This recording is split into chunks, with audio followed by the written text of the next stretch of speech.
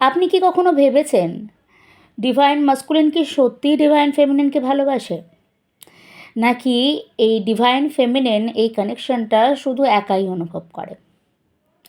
Divine masculine কেন দূরে চলে যায়? যদি সে ভালোবাসে, যদি সে জানে আনকন্ডিশনাল ভালোবাসা কী, তাহলে সে কেন সাইলেন্ট হয়ে যায়? সে কখনো কখনো আসে, আবার দূরে চলে যায়। আজকের এই ভিডিওতে আমরা খুব গভীরভাবে বুঝবো ডিভাইন মাস্কুলিন কি সত্যি আনকন্ডিশনাল লাভ করে, নাকি এই কানেকশন শুধুমাত্র ডিভাইন ফেমিনাইনের একার অনুভূতি। নমস্কার বন্ধুরা, আপনাদের সকলকে স্বাগত আপনাদের চ্যানেল SDBD পিসফুল সোল, শান্তিময় আত্মাতে। টুইন ফ্লেম কানেকশন কোনো সাধারণ রিলেশনশিপ নয়। এটা মাইন্ড লেভেল বা ফিজিক্যাল লেভেলের কানেকশন নয়, এটা সোল লেভেলে।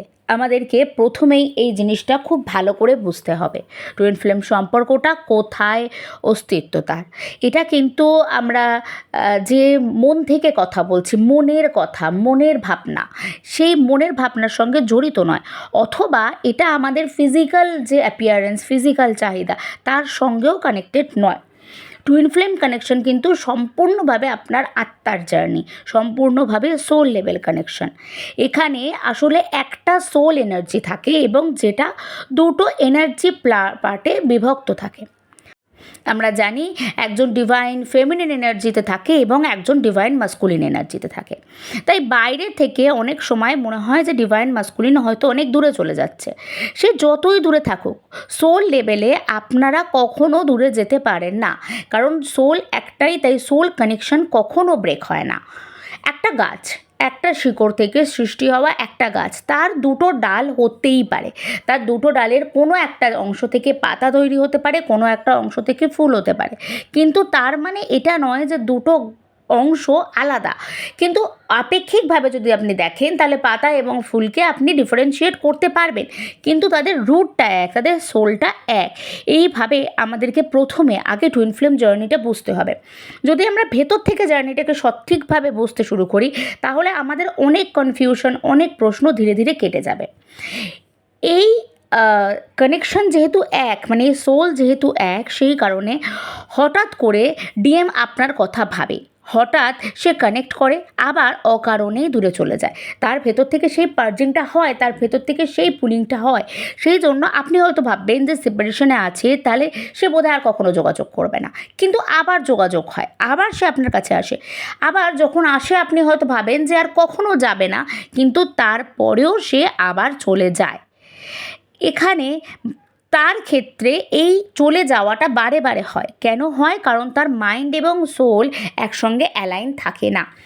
এই মাইন্ড আমাদের কিন্তু পরিচালন হয়, এই মন বা মাইন্ড যেটাকে আমরা বলি, সেটা কিন্তু এই সোসাইটি বিলংস থেকে তৈরি হয়। আমরা যখন সোসাইটিতে আছি, সেখান থেকে আমাদের ধীরে ধীরে ভাবনাগুলো তৈরি হয়েছে এবং তার প্রভাব এর ওপর পড়তে থাকে। ডিভাইন মাস্কুলিন কেন ভালোবাসা দেখাতে পারে না?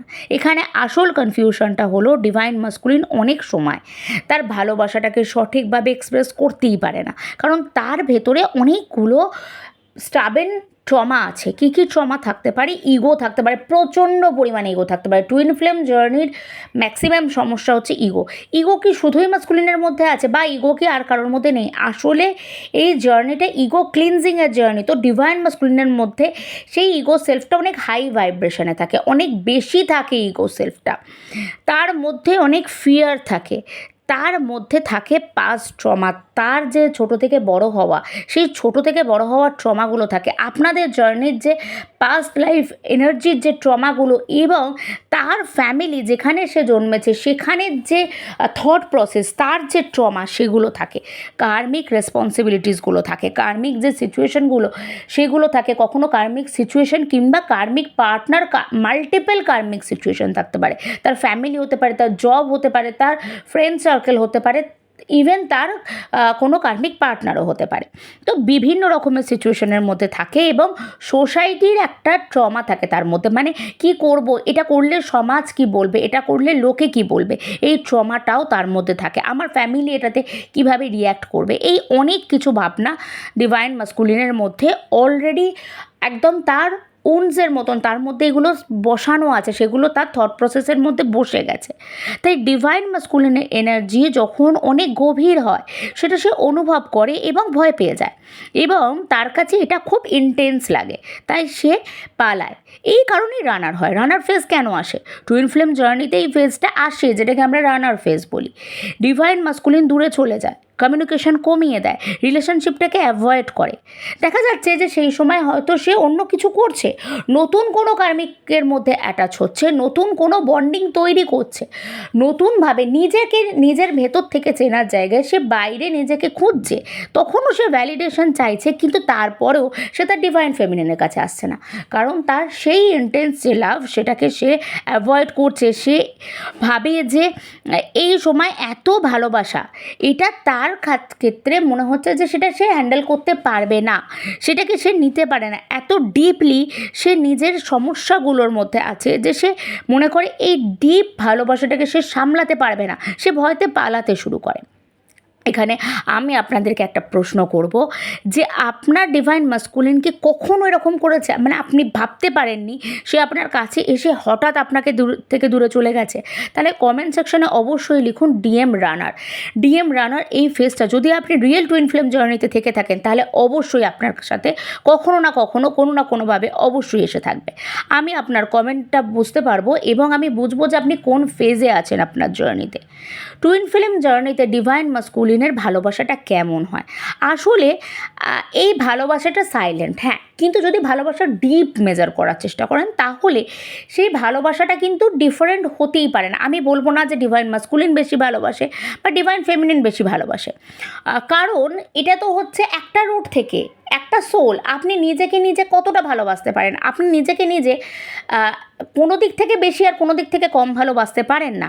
তো আপনার একার জার্নি, তো সেক্ষেত্রে আপনি ডিভাইন ফেমিনিন, আপনি ডিভাইন মাস্কুলিন, তো আপনার সোল আপনাকে সবসময় ভালোবাসে। হ্যাঁ, হয়তো সে আপনাকে আই লাভ ইউ বলছে না, সে আপনাকে প্রকাশ্যে তার ভালোবাসাটাকে একসেপ্ট করছে না, সে হয়তো সাইলেন্টলি আপনাকে অবজার্ভ করে, সাইলেন্টলি আপনার কেয়ার করে, আপনার এনার্জি ফিল করে। কিন্তু ডিভাইন মাস্কুলিন সেপারেশনের সময় ডিভাইন ফেমিনিনের খবর রাখে, যে তার সোল কানেকশনটা তাকে বারবার পুল করে।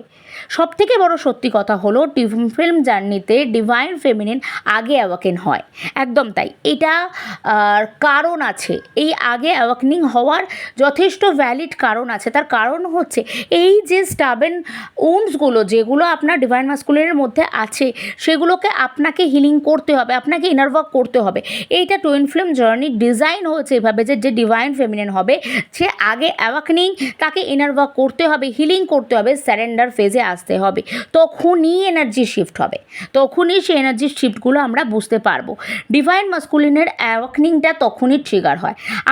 আপনারা যদি চান আমি অবশ্যই ডিভাইন মাস্কুলিনের টুইন ফ্লেম জার্নিতে কী কী স্টেজেস থাকে, কী কীভাবে ডিভাইন মাস্কুলিনের সেই রানার ফেজ থেকে, সেই পালিয়ে যাওয়ার ফেজ থেকে সে অ্যাওয়াকেনিংয়ের প্রসেসে আসে, সে স্যারেন্ডারের প্রসেসে আসে, সেই ডিটেলস ভিডিও করব। আপনারা অবশ্যই যারা টুইন ফ্লেম জার্নিতে আছেন আপনাদের জন্য কিন্তু ইনার ওয়ার্ক মাস্ট, আপনাদেরকে ইনার ওয়ার্ক করতে হবে। এবং টুইন ফ্লেম জার্নিটা প্রত্যেকের ক্ষেত্রে আলাদা। আপনি আরেকজনের জার্নি স্টোরি শুনবেন এবং আপনার জার্নি স্টোরি কিছু সিমিলারিটিস থাকতে পারে, কিন্তু আপনার সোল ডিফারেন্ট, আপনার সোল এবং আরেকটা টুইন ফ্লেম সোল সম্পূর্ণ ডিফারেন্ট। তাই আপনার ইনার ওয়ার্ক আপনাকে নিজের জন্য করতে হবে। সেই ইনার ওয়ার্কটা আপনি কোনো জায়গা থেকে জেনারেল ইনার ওয়ার্ক করলে কিন্তু সেই ওয়ার্ক ডেফিনেশন আপনি পাবেন না, সেই কনফার্মেশন আপনি পাবেন না, সেই রেজাল্ট আপনি পাবেন না।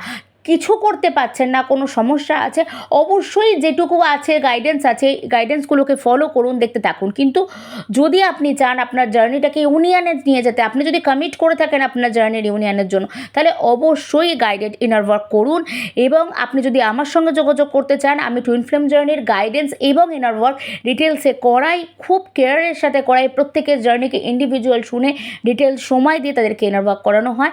আপনারা আমার সঙ্গে যোগাযোগ করতে পারেন, আমার যোগাযোগের নাম্বার ডিসক্রিপশন বক্সে দেওয়া থাকে, পিন কমেন্টও আমি পিন করে রাখবো, সেখানে আপনারা আমাকে টেক্সট করতে পারেন, সেখান থেকে আমি আপনাদেরকে ডিটেলস বলে দেবো কীভাবে আমি ইনার ওয়ার্ক আপনাদের সাথে করাবো।